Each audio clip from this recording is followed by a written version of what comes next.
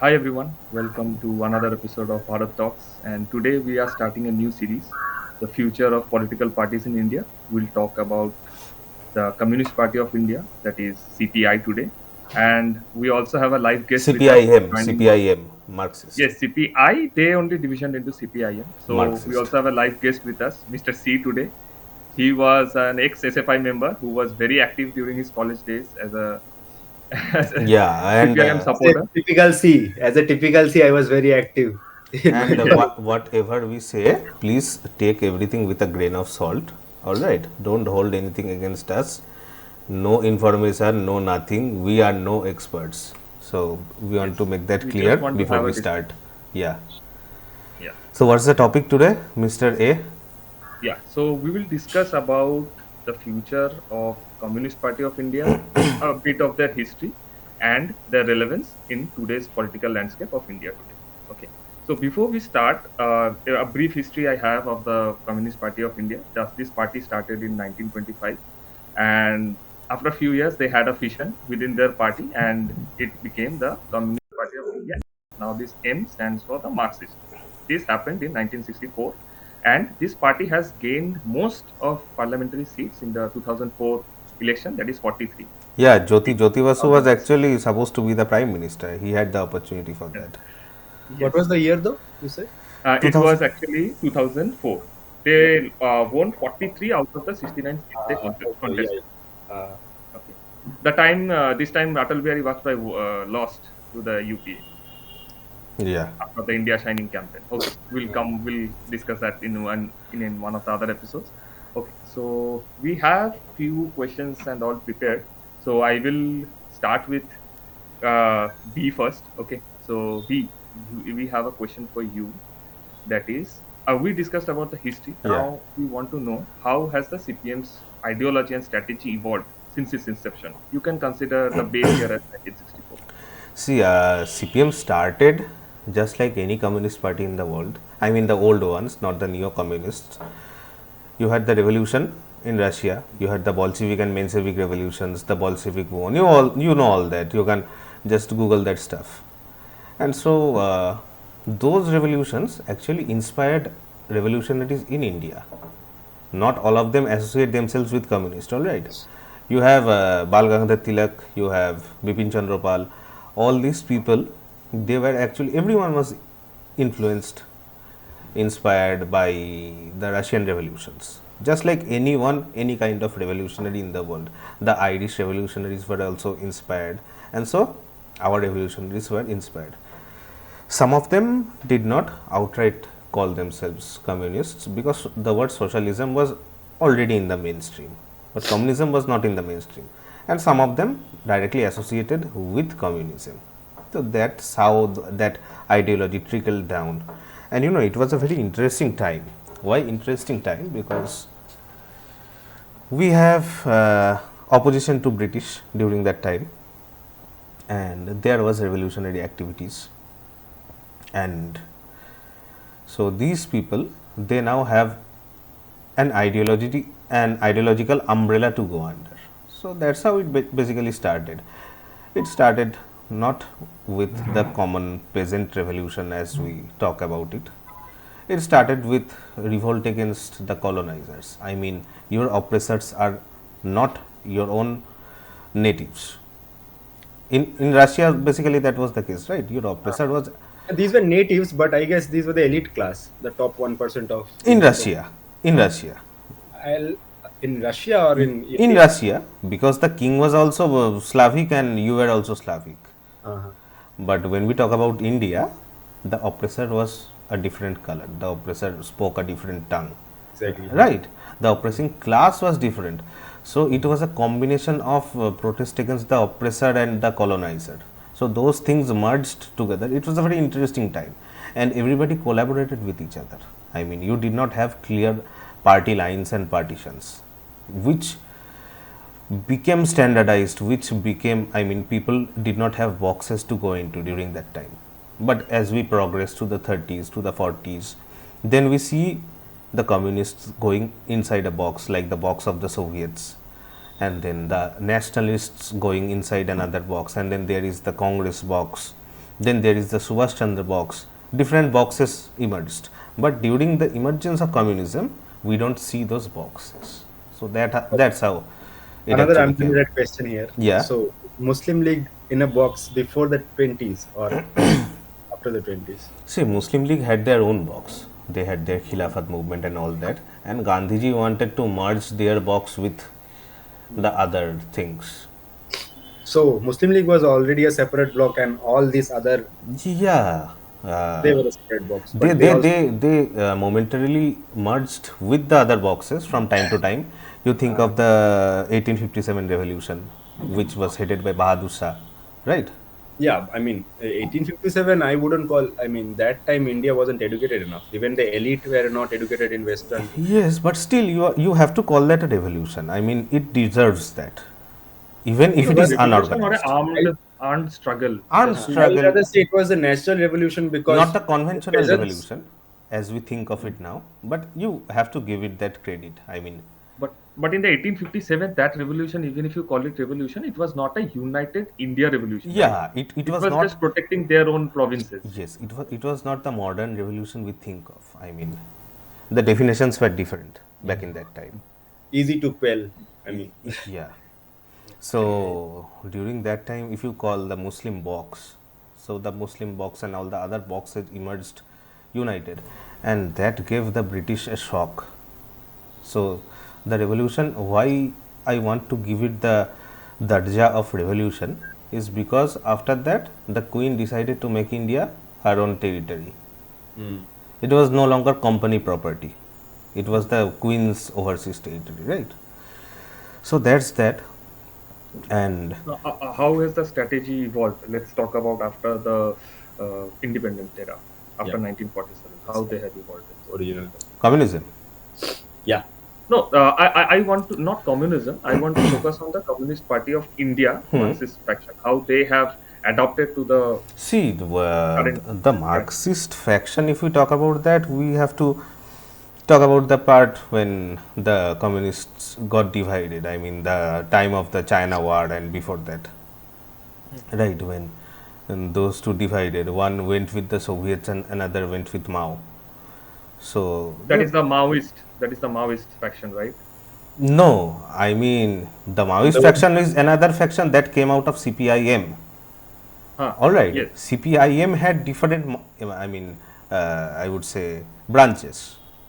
Hmm. All right, CPIM had the ML, like the Marxist Leninist faction, the Naxalites.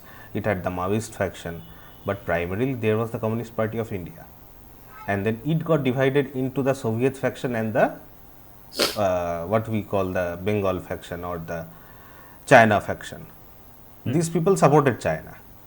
All right. Did they accept democratic processes after the 1947 when the constitution came into effect? They had to. they They, definitely participated in it. there was no other option. They Uh, had to, right? They did not want to probably, but they had to. So, did they ever dream of having how the Chinese Revolution occurred during Mao's time? They wanted to happen in India too, yeah, yeah. because in 1949, the Chinese Revolution took At That the was place. peak of Naxalites, Naxal movement, I guess that was the thing they see wanted. They wanted to exactly, replicate that in India. That's it. Mhm. exactly. See, when you are in power, you can do everything you want. They first wanted to come into power, and then when they were in power, they could do anything they wanted. Okay. I mean, So if they democracy would was a vehicle for them to come into power, so right? if they would come into power, they would immediately abolish democracy and start an authoritative regime. Absolutely, Yes, sir. absolutely. But they would Same come with into the power case. using the democratic process. Same with the case of Islamists as well. They will use democracy to come into power, and then you never know what happens. That is Yeah. also true. You can't deny that. I mean, facts are in front of you. The history is in front of you. Okay, but if you see the Communist Party of India, right, they did not gain popularity in all states of. I will come. I will come to the second question, but just a bit of context. They were mainly focused in states like Kerala, West Bengal, and Tripura, right? But Punjab, why not Punjab. You are forgetting Punjab Punjab. also? Okay, Yeah. okay. Alright. So okay, so I'll just come to the next question. I'll ask this question to see. Like, what are the key factors that you think that the CPIM had? Why the CPIM had significant influence in states like West Bengal, Kerala in the past? Why not states like, let's say, Uttar Pradesh or Himachal Pradesh, or let's say Tamil Nadu? Why only these states? Okay, this is just my opinion on whatever I have read. I don't think I have gone much deeper into it, but I'll still try to have concrete opinion about this. Anyway, so West Bengal and Kerala were always like I'll say 50% Muslim states. I mean, Bengal in general has two-thirds population Muslims. Huh. Kerala Not also, two thirds, one third, I think. Who I knows? Who knows? not No, West we have. Bengal. I mean, not West Bengal. I'll tell you the whole Bengal combined. I Hmm. mean, Yeah. emergence of Yeah. that idea. So two-thirds of Bengalis are Muslims till to this day. I mean, thinking about Bangladesh as well, and this Kerala. Here, Islam spread through trade. I mean, spice trade, and it was, I mean, much older than the Islamic invasion in the north. So it was there also, and they are in much better contact with the Arabs. Uh, I mean, while Islam came to north, it was much more Indianized, I'll say. But here in the southern part, they were in much more closer contact with the Arabs, and that's why I guess Through trade, you mean, right? through trade. Yeah. So anyway, when the modern world came about and the idea of socialism and these things So, spread, Mr. C, uh, you mean that the East, or rather North and South, experienced two different kinds of Islam? I mean, yeah, like the South experienced a more civilized, a more business oriented kind of Islam, much like the West, like the Bodha community, uh, right? They experienced the entrepreneurship of Islam, hmm. and the North experienced the conquering side of it. Huh. But I cannot say, I mean, the north, the conquering side, because in Bengal also, I think it spread mostly through Sufis. Okay. Bengal experienced both of them. I mean, Uh, you had the sea route, and uh, then you had the north incursion from the north. uh, so sea route actually was very important for them because for spreading Islam in Southeast Asia, in Indonesia and Malaysia, that part, you needed Bengal as a hub. That part was very important for Yeah, them. So, and also Bengal was very prosperous in terms of all natural uh, food grains and stuff.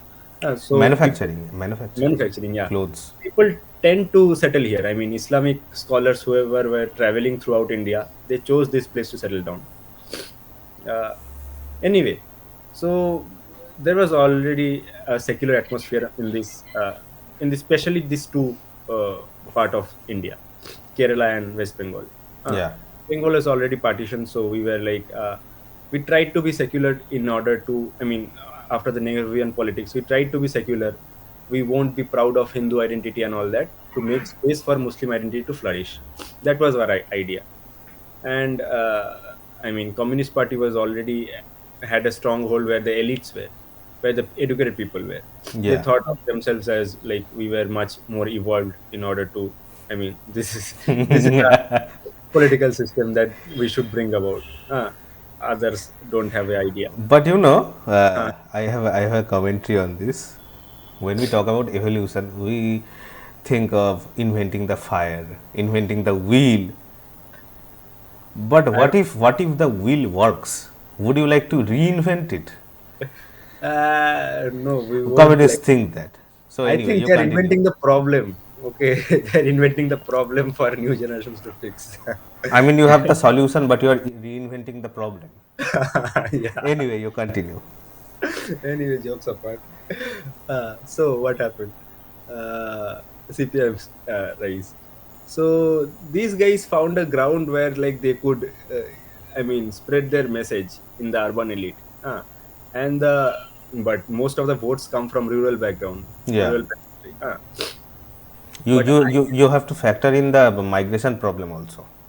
migration problem. Yeah, yeah, that was some Those issue. people needed support, and Uh, CPM or the communists found ideal ground in them. so Landless like people.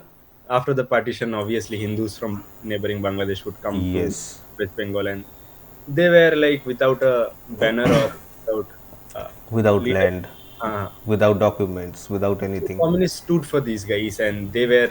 I mean, their voter base later on, and still in Jadavpur, it's there. I mean, Jadavpur, there are refugee colonies, and Exactly, get, exactly. get I enough mean, votes. But they also allowed rampant migration of Muslims from Bangladesh as well, right, to garner their votes, right? I think like Muslims How do come. the refugees take into see, take it's a this into cycle, you consideration? know, it's a Mm. cycle. I mean, they help people with migration for votes, and then people migrated trusting them that these people are going to allocate land for me, these people are going to take care of me. It did not always happen, Morid Chapi.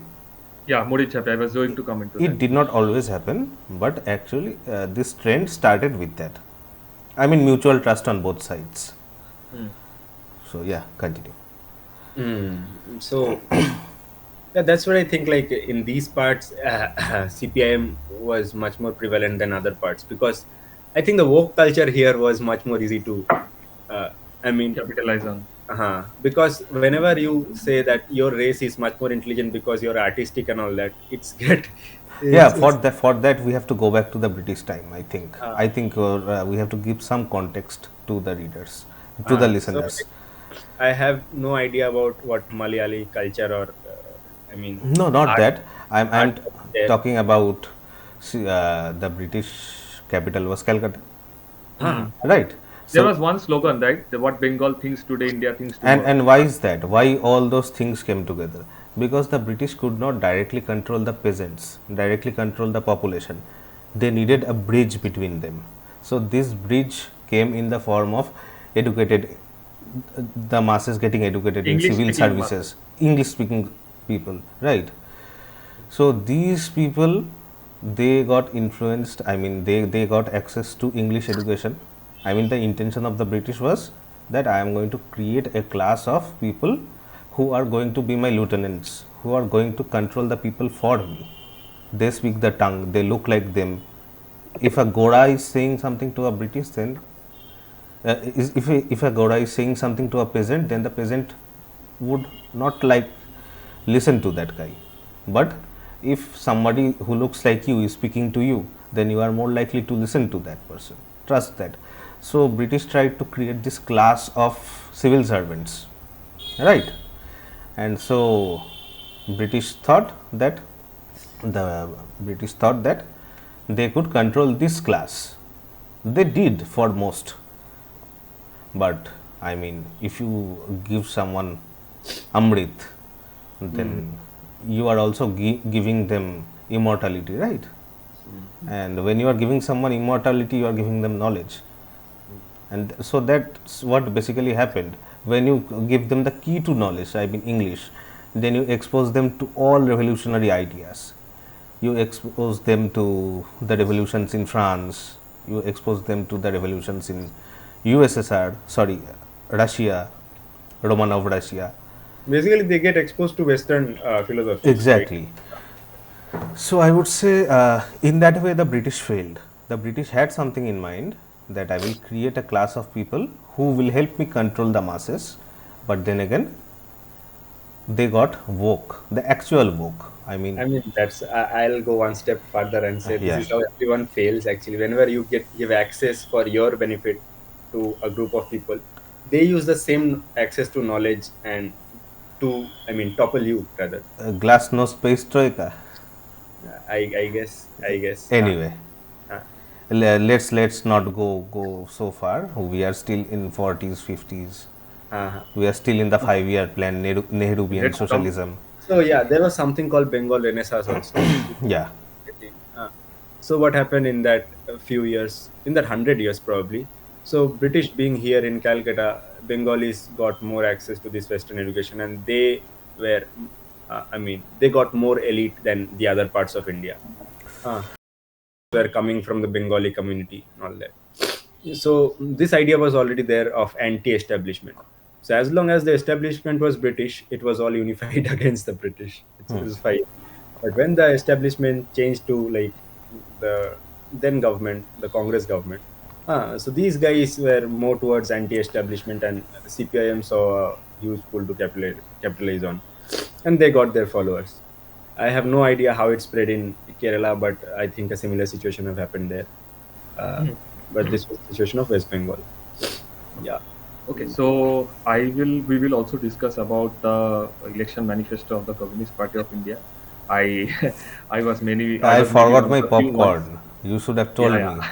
I was maybe one of the few ones who had gone into their website and downloaded that 64 page, 44 page shitty document. But Uh, before we come into Actually, I that, did not. let's. I would like to ask both of you. You can go one by one. Like, what are the main challenges you think the CPIM is facing in the current political climate of India? Mr. C can go first. Oh, I'll go. Okay, okay. Yeah, being an So, ex SFI member, he will be able to okay. answer that. Whatever they are, I mean, CPIM has always been trying to correct it. Okay. So since time immemorial, they would say that this revolution is not the actual revolution. Whichever revolution is in the world, it is not the actual revolution. The actual revolution has not happened. Whenever you ask them, you get this It is talk. supposed to still come. It is supposed to still come. Okay. So what happens is they are not in touch with I mean, reality. like Okay. these are not the real Muslims. Mo- I am putting words into your mouth. I love that. Anyway, exactly, anyway, exactly. this is not So the real Islam. here is Anyway, the similarity between Islam and communism. So we'll talk about that later, but let's come to communism here. yeah. So what happens is they don't think like uh, this is yet to come. Okay, people are not yet understanding this is how it should not happen, but they fail to take into account that this is how the actual world is. You have to deal with this. You can't expect everyone to be good, and that's not how it is.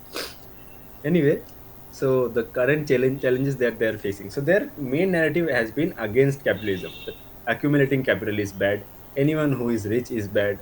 Anyone like any kind of businessman who is trying to like spread, uh, even if like they are giving a good service that could change the world. Obviously, at the extent, I mean, expense of him being getting rich, they will hate that. They will be against all kind of modernization. So but they are very modern people. They will be like at the top of the pyramid, I mean in the social hierarchy.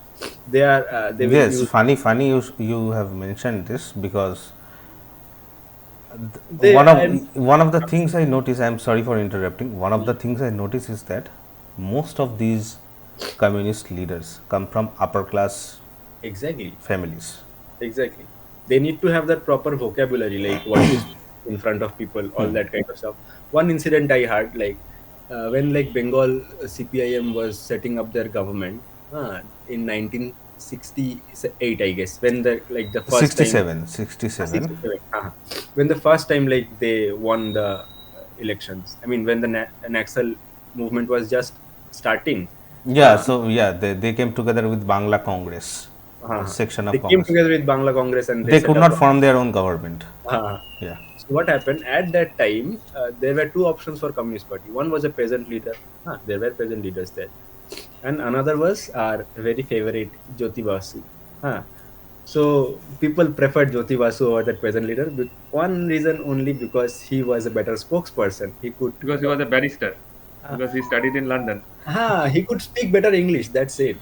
Okay, Yes. he would represent their ideas better in the parliament, and like that, they wanted to always be more global than local.